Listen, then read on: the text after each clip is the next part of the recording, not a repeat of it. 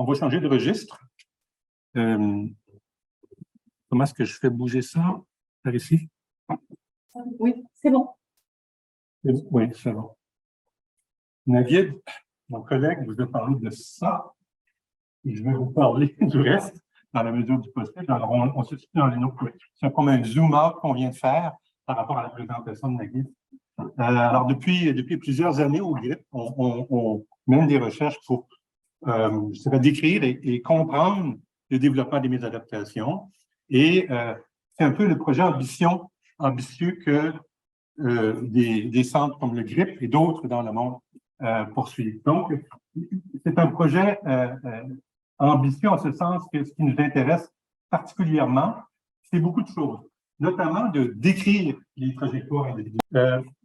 Il y a des mots-clés, en fait, pour comprendre, si vous voulez, ce qu'on cherche à faire ici. Le premier mot-clé, évidemment, c'est le développement. Puis, ce qui nous intéresse, c'est le développement au long cours. C'est-à-dire que ce qui nous intéresse de faire, c'est de décrire le développement, et c'est déterminant depuis la petite enfance, idéalement depuis la grossesse, jusqu'à l'âge adulte. On réussit à faire dans les grandes études longitudinales. Un deuxième mot-clé, c'est la question des trajectoires individuelles. Ce qui nous intéresse, et c'est un peu très important de le retenir pour la suite des choses, c'est les différences individuelles. Ce qu'on veut comprendre, c'est les différences individuelles dans les développements, exprimées sous forme de trajectoires qui peuvent prendre différentes formes. Ça peut être des trajectoires de comportement, des trajectoires cognitives, des cheminements scolaires, par exemple. Et puis, peut-être le dernier mot-clé, c'est le biosocial, si on veut. Donc, on veut le faire dans un contexte où on informe à la fois sur le développement biologique et notamment les déterminants biologiques, en particulier le rôle des gènes et de l'environnement et de leur interface dans le développement. C'est un a priori qu'on a, ce sont les grandes questions qui nous intéressent. Et puis, évidemment, l'environnement, on peut le décrire de différentes façons. Il y a ces grands prédicteurs distaux qu'on reconnaît, les facteurs géographiques, mais aussi les facteurs plus proximaux comme les parents et leur rôle éventuellement dans le développement, toujours par la médiation, évidemment, du cerveau. Et donc, pour ce faire, on a mené depuis maintenant plus de 30 ans de grandes études longitudinales. Il y en a plusieurs au sein du GRIP. Certaines ne sont pas nécessairement des études du GRIP, mais des grandes études du Québec. Il y en a deux dont je vais parler plus particulièrement. L'étude du développement des enfants du Québec, qui est une étude de Singleton, d'Insense, suivie depuis l'âge de 5 mois, et qui ont maintenant atteint l'âge adulte, avec toutes les temps de mesures que vous voyez. Et puis, en parallèle, une étude jumelle, si on veut, l'étude des jumeaux nouveau-nés du Québec, qui a été démarrée, grosso modo, à la même période, et pour laquelle on a fait un peu le même genre de suivi. Donc, l'étude longitudinale des enfants du Québec est pilotée par l'ISQ, et nous, les gens du GRIP, depuis 30 ans, on y contribue d'une certaine façon en documentant les mesures, en suggérant les mesures qui doivent être adoptées. Alors, on est maintenant bien dans l'âge adulte, de sorte que bientôt, on pourra éventuellement suivre les enfants, la deuxième ou la troisième génération, j'y reviendrai.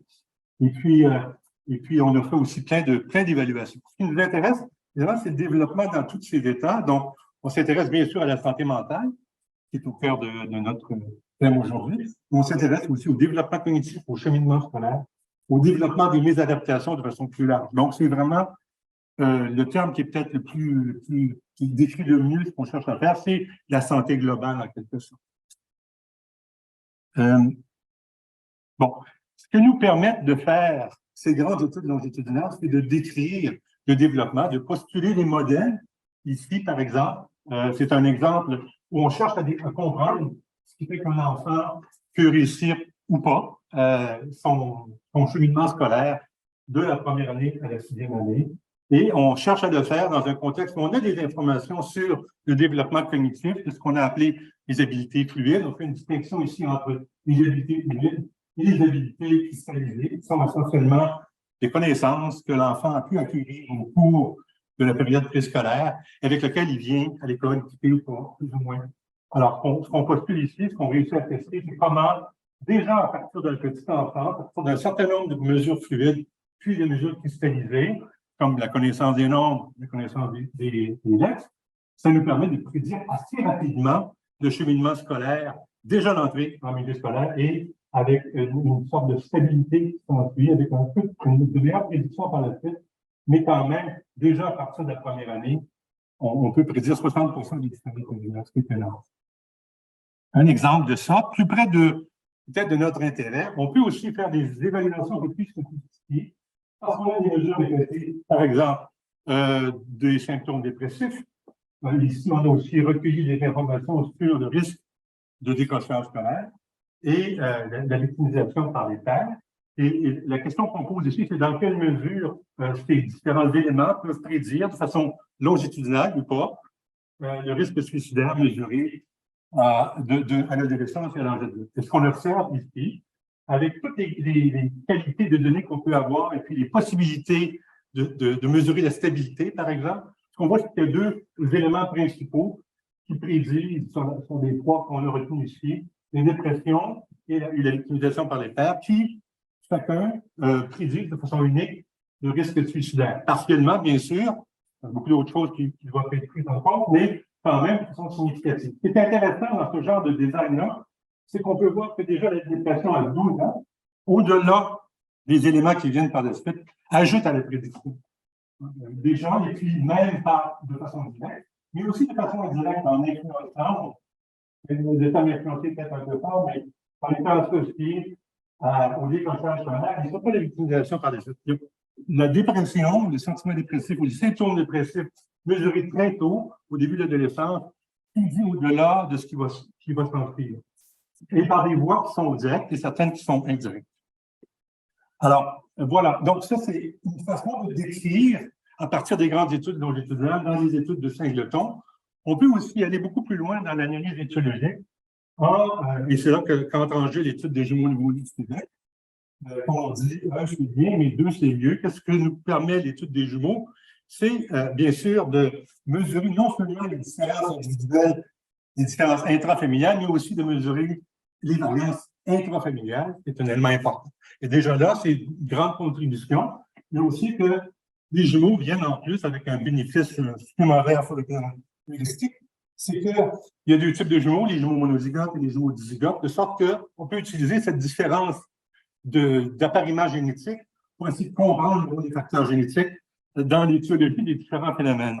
Alors, par exemple, ici, encore là, c'est un travail qui a été fait par Massimiliano Mori, membre du réseau.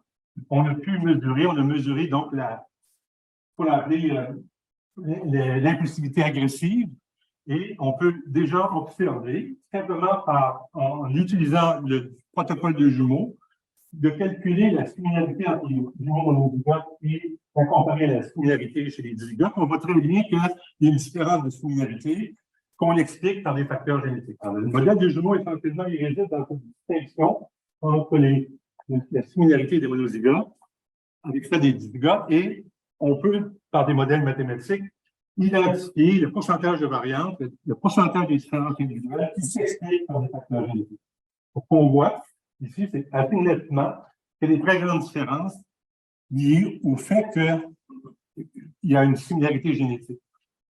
Donc, ce n'est pas étonnant. Peut-être que pour vous, qui êtes moins familier avec les modèles de jumeaux, c'est quelque chose qui étonne de voir cette importance des facteurs génétiques, mais c'est amplement documenté dans des études, dans des très grandes études. Voici la mère de toutes les études de jumeaux, une méta-analyse gigantesque où on a regroupé sur 50 ans l'ensemble des jumeaux. Et la conclusion, c'est que pour l'ensemble des phénotypes complexes, l'agressivité, le rendement scolaire, on observe des forts biais génétiques sur la plupart des espèces. Donc, les facteurs génétiques doivent être nécessairement pris en compte si on veut vraiment comprendre le développement dans tous ces états. Donc, ce qu'on a ajouté ici, c'est le risque suicidaire, où là aussi, on observe le même différentiel. Et puis, une fois qu'on a cette information, on peut aussi travailler sur des modèles plus sophistiqués où on cherche à comprendre la nature de la prédiction, la nature de l'association, par exemple, entre ces choses mesurées à l'âge de 6 ans à 12 ans et le risque suicidaire à 20 ans, et décomposer en quelque sorte les sources d'explication, notamment génétiques ou environnementales, pour comprendre le phénomène qu'on observe ici. Et quand on le fait, c'est le travail de Massimiliano, on observe qu'il y a une combinaison, c'est un peu compliqué à comprendre ici parce que c'est des modèles mathématiques assez sophistiqués, mais on comprend qu'il y a une combinaison de facteurs environnementaux et de facteurs génétiques, les A représentant la somme des facteurs génétiques, qui, associés à l'impulsivité agressive, prédisent aussi le risque de suicide à 20 ans. Donc, ça nous permet déjà d'aller un peu plus loin dans les explications. Pour prédire, maintenant, on est capable maintenant d'aller beaucoup plus loin dans l'explication de ces phénomènes par les progrès qu'on a observés en génétique moléculaire au bout, je dirais, des 15 dernières années. On a longtemps voulu associer, à la suite de la possibilité qui nous était offerte de mesurer les gènes directement, d'associer certains gènes particuliers, des gènes candidats, avec des outcomes. On a fait ça pendant 15 ans pour constater que c'était peine perdue, les résultats qu'on observait, les études n'étaient pas impliqués. Et puis, on s'est dit, non, c'est pas comme ça que ça fonctionne. C'est l'ensemble du génome qui est impliqué. Et les grandes études genome-wide, c'est des grandes études d'association qui comportent un nombre très important de sujets, nous permettent maintenant d'apprécier la complexité des liens entre les facteurs génétiques et les facteurs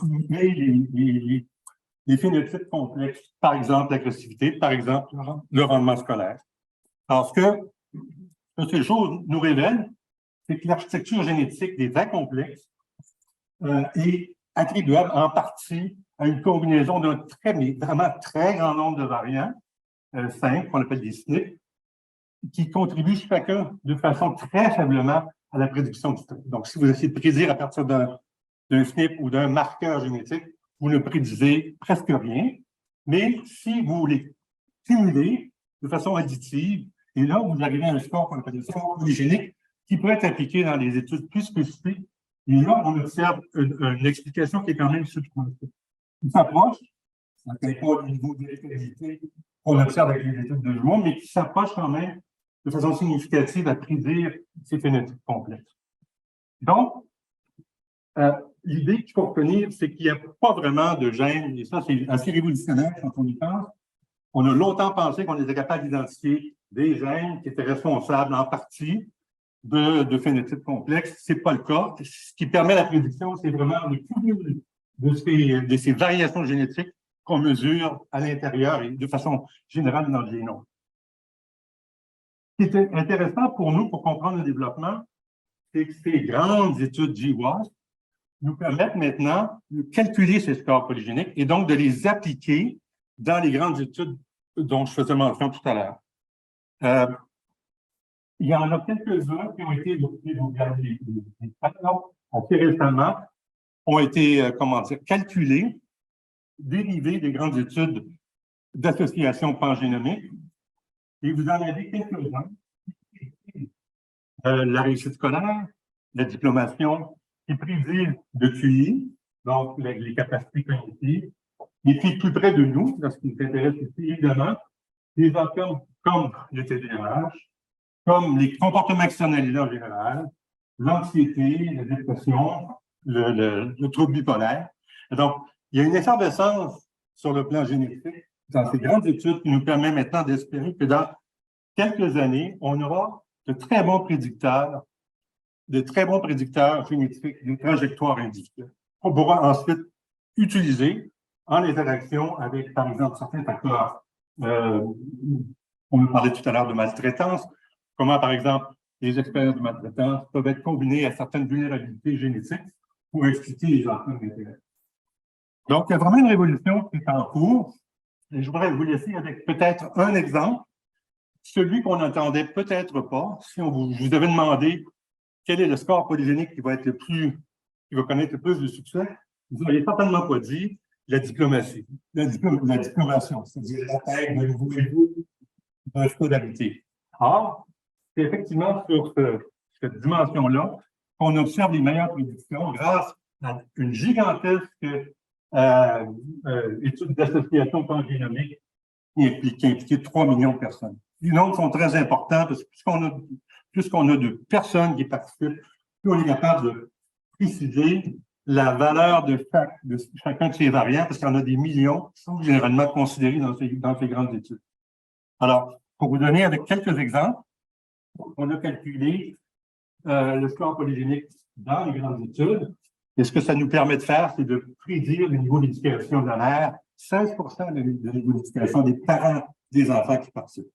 Je ne sais pas si vous réalisez ce que ça veut dire, 16 de variance, c'est énorme. Un peu moins chez la père. On est capable de prédire à partir de ce score, les scores aux examens du ministère. On est dans des corrélations de 0,3, ce qui est aussi substantiel. Et ces prédictions, ce qui est intéressant aussi, c'est que ces prédictions polygéniques vont au-delà des suspects usuels, c'est-à-dire les facteurs socio-démographiques, comme par exemple l'éducation de la mère ou du père, comme le fait d'avoir une famille monoparentale, etc. Et ce qui est intéressant aussi, et là, on rentre dans la pléiotropie de cette capacité que ces scores ont de prédire très largement, c'est qu'on déborde aussi les aspects cognitifs. Par exemple, ici, je vous ai simplement listé les corrélations observées entre le score Eduyus, qui a été développé spécifiquement pour le rendement scolaire, comment il prédit, de façon quand même significative, un certain nombre de choses, et en particulier, évidemment, on pourrait l'attendre, l'hyperactivité, l'impulsivité, l'inattention et, de façon générale, les symptômes TDAH. Mais aussi, dans une certaine mesure, pas de façon très élevée, mais quand même, les symptômes d'anxiété et de dépression. Donc, on a un score qu'on peut mesurer dès la grossesse à titre pratique dans le génome de l'individu qui prédit, d'une certaine façon, la susceptibilité à développer des troubles, des symptômes d'anxiété, des symptômes de dépression et évidemment des symptômes de conduite externalisée. Ce qui est encore très intéressant, c'est lorsqu'on met en lien les facteurs de risque, que sont, par exemple, ces grands facteurs démographiques qu'on considère comme des indicateurs de risque, l'éducation de la mère, l'éducation du père, l'âge de la mère à la naissance, l'âge du père à la naissance. On sait que les jeunes familles sont plus à risque que les familles où les parents sont plus âgés, les habiletés cognitives chez le père et chez la mère, et puis, évidemment, le revenu familial. Bon. Si on mesure, on applique le calcul donc d'un score polygénique, on calcule un score polygénique pour les parents, ce qu'on voit, c'est que le score polygénique des parents est assez étroitement associé, par exemple, à l'éducation. Donc, ce qu'on considère comme un facteur de risque, ça nous oblige en quelque sorte à reconsidérer le statut environnemental de certaines de ces variables. L'éducation est généralement considérée comme un facteur de risque environnemental. En général, c'est la façon dont on perçoit ces facteurs de risque. On voit donc qu'il y a quand même une certaine étiologie génétique à cette éducation. Donc, un élément confondant qu'on va devoir prendre en compte dans l'équation de prédiction des phénotypes d'intérêt. La même chose pour ici, l'âge du père à la naissance et surtout, évidemment, sur l'enfant. Donc, on est dans un contexte où la génomique, et particulièrement la génétique qui nous donne ces grands scores polygéniques, va nous appeler à revoir en quelque sorte la façon dont on conceptualise nos variables environnementales. Et je dirais maintenant que c'est en quelque sorte un passage obligé dans les grandes études longitudinales. Pardon. Voilà. Donc, j'arrête ici. Merci beaucoup pour votre attention.